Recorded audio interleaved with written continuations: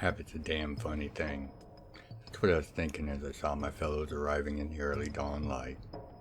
We'd all been out of service for centuries, yet the order of the people coming towards my cabin spoke of a clear rank and order of things. Not something of strict discipline, mind you, but of comforting familiarity. Of course, in the lead was the captain. Lynn's stone wall had been an excellent mecker before she was sidelined early in her time with the advanced division. Now between her and the man close to her side, there wasn't a realm or operational theater that existed that they didn't have some sort of contact within. The taller man, logistical officer Lieutenant Cardlin Spawns, was a damn fine negotiator and diplomat despite his boyish and naive face. It doesn't hurt that he can also throw balls of Eldritch energy around when such matters turn sour, or he presses his luck a little too far. Following behind, in a 15-foot-tall bipedal walker with its 3 seats were the little ones. Piloting the walker would be Gaslula, a dwarven master of axes. He almost never spoke, or really seemed animated or alive, usually just staring off into space, seeing whatever horrors had broken his mind and spirit before we had found him. Now, we would see glimpses of who he was, normally in battle, but as well when he was working on his garden. Salo and Loso, the halfling fiddle-touched brother and sister, were the best damn field engineers I'd ever served with. I've yet to see a target they couldn't fortify or breach. The 3 of them were inseparable after Gas had physically recovered, and he took to protecting them very seriously. The Walker was one of their greatest creations, a multi-role builder and breaker, able to fulfill almost any combat engineering duty even in the thick of battle. At the end of this small convoy, Navco sat at the head of a large wagon, which no doubt held his node. By the looks of it, the node was at max for a Uniden, 36. Navco was a specialized form of Uniden, intended to fuse with and augment / control of vehicle systems in long-term fashion, eventually becoming a central part in the vehicle in question, mostly starships. They were very rare, as the mindset for a person to so restrict themselves in such a long, permanent fashion is rare, even among ageless machines. As they each dismounted and made their way into the cabin and the waiting meal within, Nav came to a stop, and a small sphere separated from his chest and floated down and blinked at me. His remote interface, with which he could be included in our talks, despite his mass not allowing him to come into the cabin otherwise. As I heard them all taking their seats and beginning to eat, and the banter that obviously was following, I could almost forget it had been centuries since we'd been gathered like this. Waiting for a few more moments and soaking in the nostalgia of the morning, I prepared to return to a life that I had thought I had left far behind. After breakfast and catching up, I began, meaning to cut directly to the core of it. The offer's simple: 13 jobs done out of a list of dozens. Once it's done, we keep everything not covered in the task orders, plus the bounties for each individual job. No simple job would get us all out here, Sarge. Lindsay was not giving me any slack. Guess the year had worn on her patience a little. Signing offer includes an industrial-make survey vessel, with its 3 prospectors, for us to use as a base of operations. And it's ours after the contract ends. Think about it. We'd be back in the game, this time on our terms, and in the proper frontier, the Wild Realms. And you're going to tell me you're not interested? Her eyes widening answered before she could. What's the catch? Cardlin spoke up. Other than the fact that the list is going to change as we go, as many of these are sure to be time-sensitive jobs. There is one other thing. Until we're free from the contract, we're going to have an observer on board.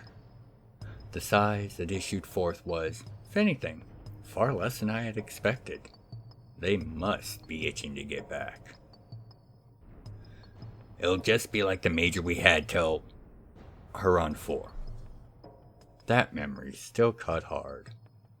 Besides, it's a ship on offer. It's not unreasonable to expect them to want a friendly eye on board. We could use the contact with the client. To their credit, they only nodded their agreement to the logic. Quiet discussion ensued for a little while longer, ironing out details, before Captain looked up and asked, "So what's the order of battle going to be, Sarge?" I made a face, but then she continued, "This isn't the AD, and we all know what our job is. It was just like it was in the AD. It's to make it so you can get the job done. We were one of the best units for a reason. None of us let ego stop us from getting any assignment done. Part of that was recognizing who we actually followed and who we looked up to." As she finished, Gaz spoke. "Sarge makes the calls. Captain and Lieutenant work the brass. Little ones fix it and break it. Navy drive, and Massey hides." It was something that he had said whenever anyone asked him to describe our unit. Most people were unaware of how damaged he was, and we made it a standard practice to keep him and the twins away from outsiders as much as possible. He was one of us, one of ours, shattered mind or not. Miss Noah laughed as we all did at something that so well encapsulated who we were. I had never thought about being the leader. I was just the guy on the scene that had to make the call, which, of course, is what a leader is. I shook my head and raised my hands in defeat. "Fine, have it your way." The smile wouldn't stay out of my voice. "If we're all on side, I will use this gig coin to send you to our new home in the stars." With a flick of my wrist, I tossed the coin I was holding at a post on the porch, its shattering manifesting a gate to our soon-to-be base, just in front of Navi's idling wagon. "I want a full examination and assessment. Then once you are done, I want you to do it again." I looked at Lindsay. "Captain, you and LT are hereafter master of the ship in XO. You take the bridge and start there." Then looking to the little ones, "You three, make sure Nav is settled and fully installed before you go and check out those prospectors. And yes, one for each of you, and no fiddle work until I get back. Just make a list or something." I knew as long as I took care of my part with some haste, I'd be rejoining them before they were settled enough for the twins to get into too much trouble. "Nav, as soon as you are installed and your node is active, I want every bolt, weld, and hinge of this ship checked. Full power distribution grid checks, the works. If you can think of a new way to check it over, do it. Our lives are going to count on it."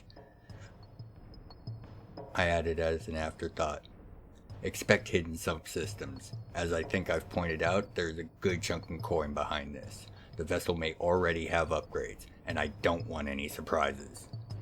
Each nodded as I spoke to them, taking in the information and orders as if we had never stopped.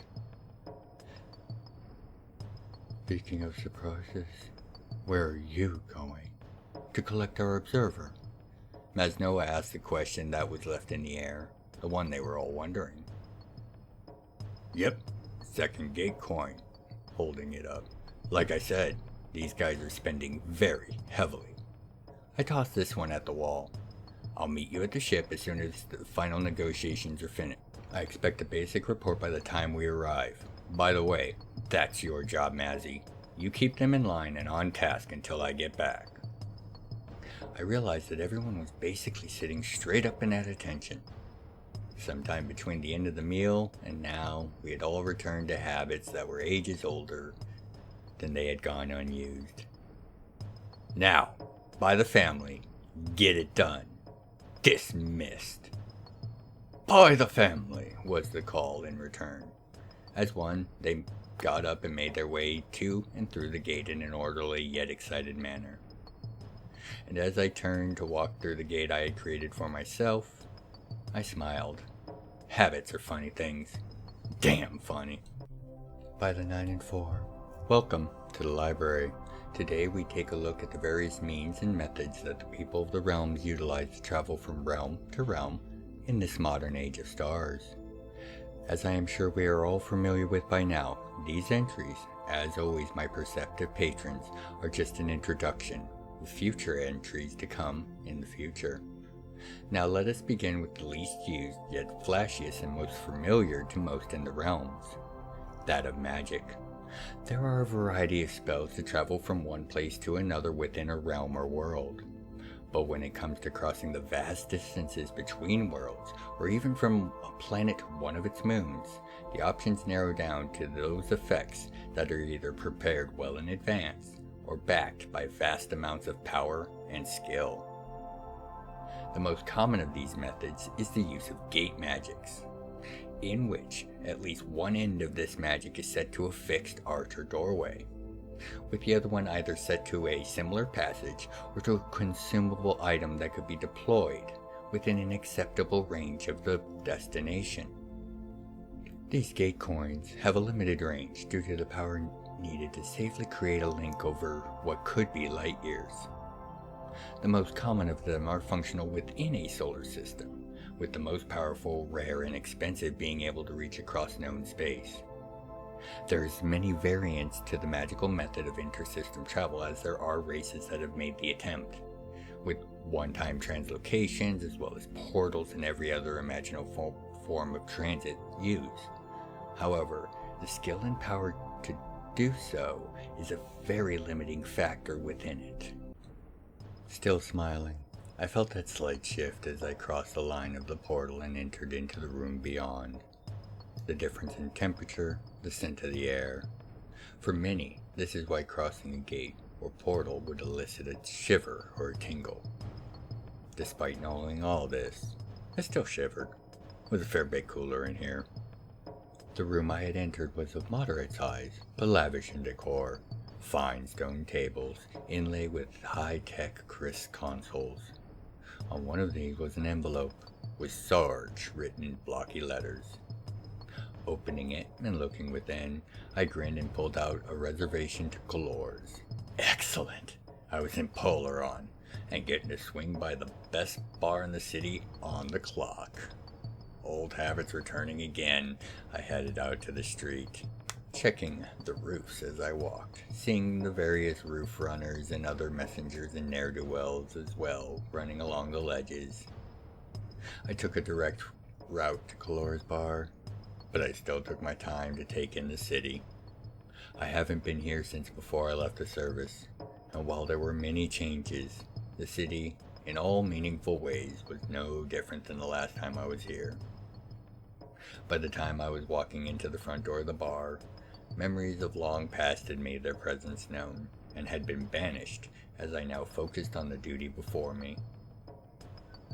Taking this observer along was not something we could get out of. They were going to act as a go-between for us and the client. However, they were also a potential spy on our operations. I doubted we had much to worry about on that front though, as if I was honest, a single person stood no chance against the lot of us. Unless they were God, I guess.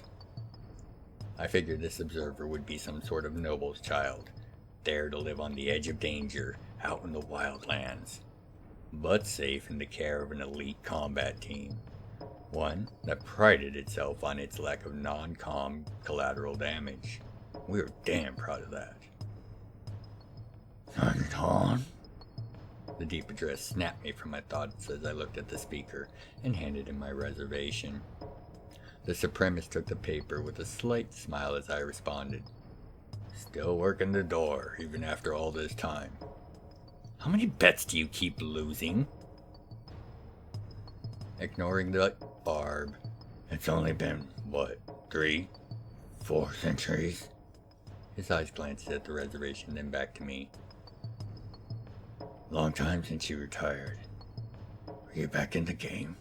After all this time? He slid the reservation into a box, and a soft mote of light hovered from the box to me. It was going to lead me to my private table. As I strode back, I softly answered, Yeah, looks like I am. but keep it on the low, eh? He nodded before looking to the next guest in line behind me. Following the light and arriving at my private table near the stage, I saw there was a fresh, unopened bottle of Chris whiskey on the table. Sitting down and grabbing the bottle, I read it. Farm Vine Brew of 52-6 12 12035 AV? Damn, that's almost as old as Criterion itself. Yes, Herbert's one of the best. Can't stomach the stuff myself. I turned to the source of the voice and noticed he and I were seated opposite each other, and we were now in a large void of darkness.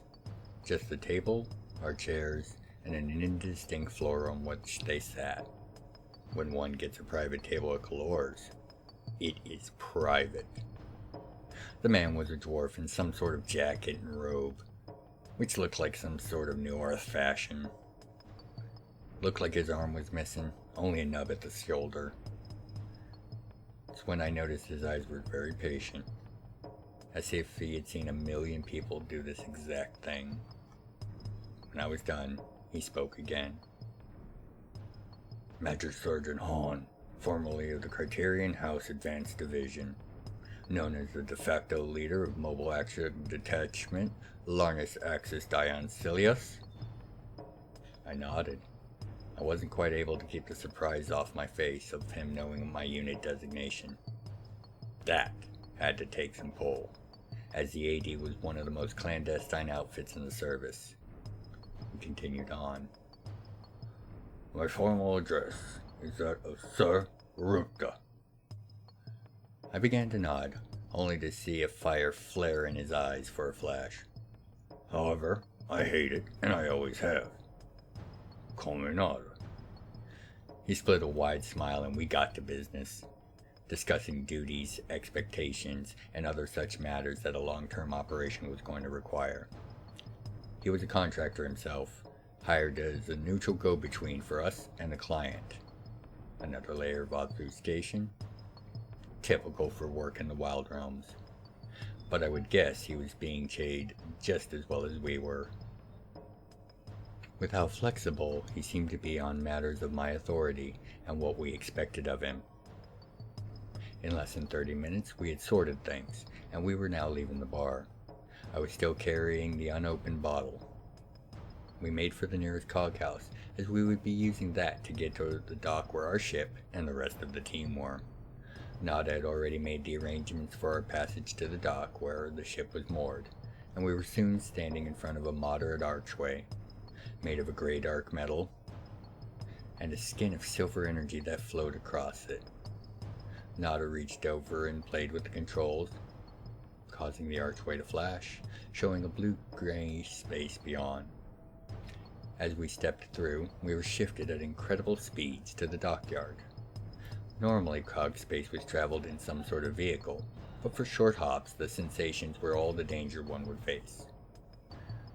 We found ourselves on the receiving end of the trip at the dockyard, with a path to our ship already glowing before us. I took the lead, as was my habit. Habit. There was that word again. By far the most common method for inter-realm travel, cog gates, and the accompanying cog space that they allow transit through, are in use in every civil realm. Able to connect to any other cog gate that they have the proper address and keys for, and completely safe. Cog gate's only real limitation is their rarity. Most realms will only have 1 or 2 publicly accessible gatehouses. However, any one of these gatehouses can pass more than enough to coming and going via the multiple gates are contained within. Private, mostly sovereignty or state-owned gates do exist, though they are typically smaller, usually person-sized, to save on the massive cost to procure the needed materials. The main variant of this is the cog drive, a device that allows a spaceship to open its own gate and travel through cog space. Due to being in space with no atmosphere around, these take far less energy and are far more efficient than the vast majority of other cog tech, allowing them to require far less cognite, the vital material in the construction of the gates, and still allow others to jump in to their location using their own drive as a target, provided there are appropriate informations and codes applied. For gatehouses, most travelers will board a carriage or some other mass transit vehicle that will take them through the gate. There will be all the food and beverage that might be required, as it is not instantaneous. This is provided by the owners of the coach via the onboard systems. No matter how one gets into cog space, it should be noted that the destination is preset, and once in, you will be taken to that destination. With the limitations that the cog provides, limited expansion, and the need for initial travel to set a gate up before it can be used, the main reason that this is the main form of travel within the realms, and is likely to be for some time, is its speed. It is estimated that travel via the cog is at a rate of roughly 1,000 foe, or 1,000 times the speed of light. This is by far the fastest rate of steady transit that the realms as a whole has access to. Short jumps, ones that would last less than a moment or two, are often done without such an outer conveyance, however, as this both speeds the process and makes it take less energy, thus making it far cheaper and available. Combined with the ease of use and the general record of impeccable safety, as the trip through the cog is done within a bubble of normal space being drugged to its destination, and thus unable to be interacted with or interact with the cog space. In fact, that the pressure of cog space on the bubble is what creates the great speed in the first place, only makes it safer, as it will eject a ship at its destination before it can breach the bubble. Cog space and most gates are run, sometimes under deal, oath, or contract, by the cognati. They charge reasonable rates and often will suspend charging altogether during times of emergency or on holidays. An individual cognati in fact can act as a personal gate, if they are trained in the proper methods and rituals. However, this is a rare thing, as it is trying and taxing on the cognati to do so. Finding the ship and getting on board took only Nada and I a few minutes, led as we were by the mode of light from the gate. As soon as I had gotten on board, I started to make my way to the bridge with Nada in tow. I was going to assign him to the bridge with the captain and the lieutenant, who were much better at handling the outsiders. Before I could make it more than a few steps, however, an image of Nav blinked into existence about 5 feet in front of us. "Sir!" He practically was squealing. "What is it, Nav? Report." "I'll report. ETA 2 hours. Basic report now. Ship is indeed upgraded in multiple ways. Storage, power, and all other systems are of a much higher grade than standard, or even luxury products commonly available." This was good, but not a surprise. "What's our FTL capabilities?" "We have a cog drive and a advanced exclusion field drive with a Type 3 core." "Excellent. What's our estimated cruising speed? And what can you get out of her right now?" "Standard specs for a surveyor is 30 to 50 foot cruising and 60 to 75 foot in a pinch." Not an unacceptable rate. Normally only the big boys get access to the tech for anything more than 100 foe. Nada caught it before I did, though. "Thought you said this was fully upgraded?" he asked. He was a keen one. "Indeed. Full checks are still underway, but I estimate a cruising speed of 50 to 60 foe and a top speed of nearly 110, if not a bit more." Consider myself stunned. Navi wasn't done there. "Additionally, our hull composition is that of Uni-Oni Star alloy, with a thickness of 3 inches.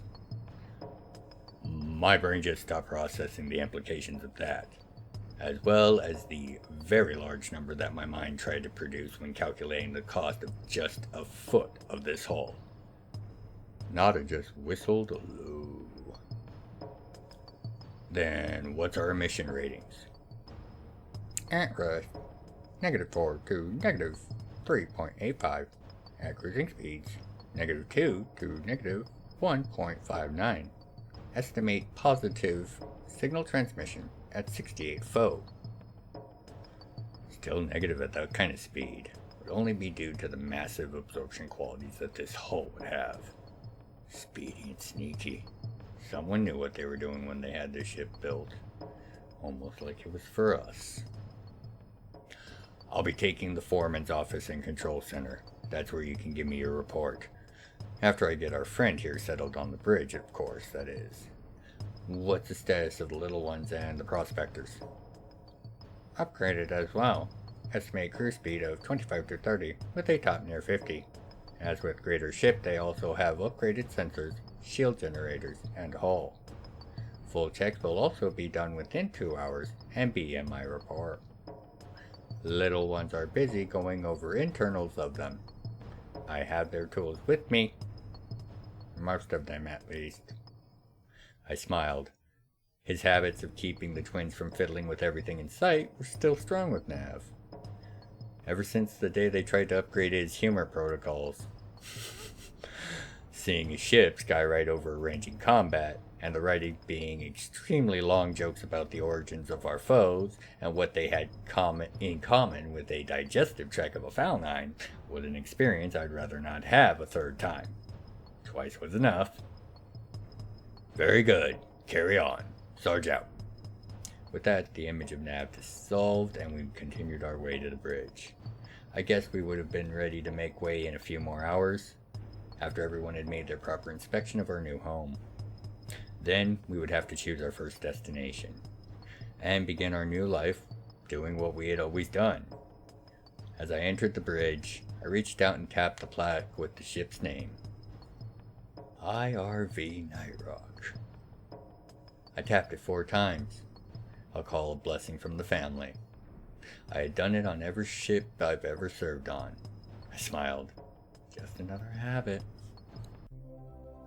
For traveling in the realms where Coggate does not exist. In space, thrust and momentum is generally achieved via the exclusion drive. To simplify the details, an exclusion drive functions by using a series of spheres of various sizes, in which there is no reality, matter, space, of any sort.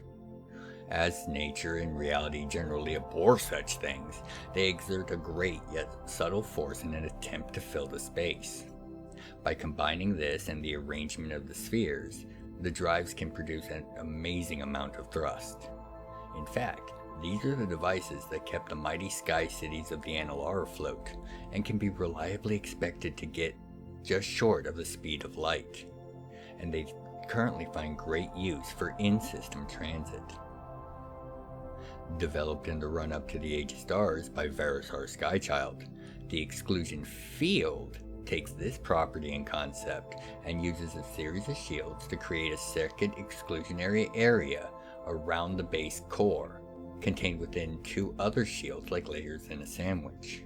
This results in a much more powerful drive, as there is apparently far more surface for reality to press in on, thus providing more thrust and with far greater control, as the energy fields are easier and faster to reshape and manipulate to change thrust vectors. As a bonus, this field is usually also projectable in front of the ship and around the ship as a small shield, to prevent small items such as space debris or junk from damaging the vessel while it's in FTL flight, while also providing an outlet for the exclusionary energies if they should be too much within the drive. With the innovation of this, true FTL travel was at hand, and now ships traveling as fast as 200 FO have been reported. This allows for transit and trade within the wild realms and between other realms that would rather avoid the more common and regulated modes of transit. as well as allowing further exploration and expansion of the realms. This has let many people find new adventures and opportunities. As even a prospector ship, which is a small, 3-man ship, commonly supports a drive that can reach FTL speeds, and these, while not being cheap, are definitely in the reach of those that want to find them. This allows a constant, if slowing, expansion of the realms versus the drive of individuals, as has been the way for much of the realm's history. "Sergeant on deck!" the lieutenant exclaimed, and both him and the captain stood at attention, wide smiles on their faces. "Oh, enough of that," I sighed.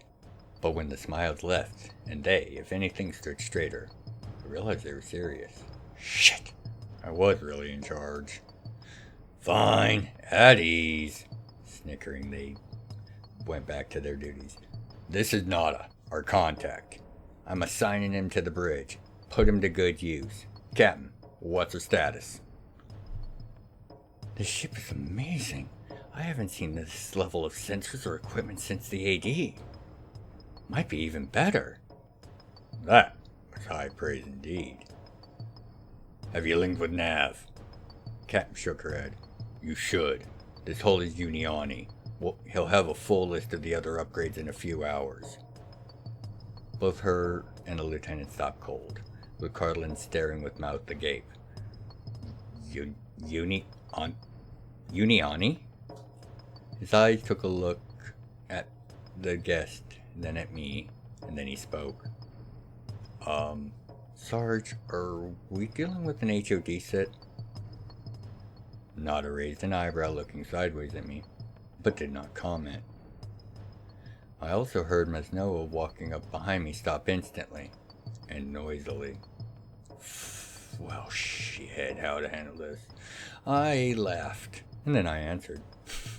"Dear family, no. We are all way too long in the tooth for that. Unless you're actually some virgin babe, Cardlin, fresh from Tranus." "The lieutenant is most definitely not a virgin. I made sure of that myself." The wicked look on the captain's face while looking at Cardlin made him flush red. That had instantly cut the tension that the question had raised. Masnoa then leaned in and whispered into my ear what the little ones had just reported to her. I was in shock and nearly asked her to repeat it, but I knew what she had said. The prospectors were equipped with Teltechian recover-link drives. This would allow us to flip a switch on the ship and return them nearly instantly to their docks, via the relatively unknown science of wormhole displacement. This tech was rare beyond belief. The Teltechians were very leery of sharing its secret with the rest of the realms, even in this truncated, massively limited form. "Double test all those systems and make sure they're working properly. The ship has a lot of different tech in it. We need to make sure it's all going to work together and when we need it to. I will be in the Foreman Control Center. I need to start sorting out our list of potential first targets. How long until we're ready to set course, Captain?" Lindsay glanced around the consoles. "Nav is estimating full checks in an hour to an hour and a half. I've assigned quarters and made sure Glasgow has his room for his garden as well. The little ones will be getting settled in after they finish with the prospectors. And you say we can be on our way before morning if there are no unexpected hiccups." Her voice was full of pride. "Where and when are we gathering for the song?" 1800 in the control center. Until then, I want everyone working on making ready." "I'll make sure all are in attendance, sir." Masnoa glanced quickly at Noda. "I'll make sure Nada here finds his room. See you at 1800. On the eve of any deployment, there was a song that we always sang, an old sky shanty. Never had we made sail without singing it. In the end, another habit, and this one was one I had missed dearly. The final methods that are in common use for FTL travel are those employed by the Teltechians. As they claim to be from another galaxy, I guess it shouldn't be that much of a surprise that they have their own methods of FTL travel. For the bulk of their ships, they employ something more akin to the exclusion field technology of the rest of the realms, at least in the principles employed. However, they also employ a method of transit on their capital ships that allow them to execute near instantaneous transit for an entire fleet from one point in space to another, via this strange science known as wormhole displacement. These so-called jump drives are a mystery in their function to the rest of the realms. No ships not of Teltechian make have a full jump drive. But in limited cases, carrier-type vessels have been known to be granted what are known as recovery links. These drives allow the carrier to recall any linked fighters, scouts, or other sorts of utility vehicles near instantly back to their launch bays. And with this overview of the modern methods of faster-than-light travel utilized within the realms concluded, I thank you for your time and your attention. Now, by the 9 and 4, be well, take care of yourself and each other. As Noda entered the command center, being the last to arrive, but still a minute early, he saw each of us, and the image of Nav stood around the central table. We were bumping and tapping the table in a bad, yet workable rhythm, slowly working up to the song's beginning.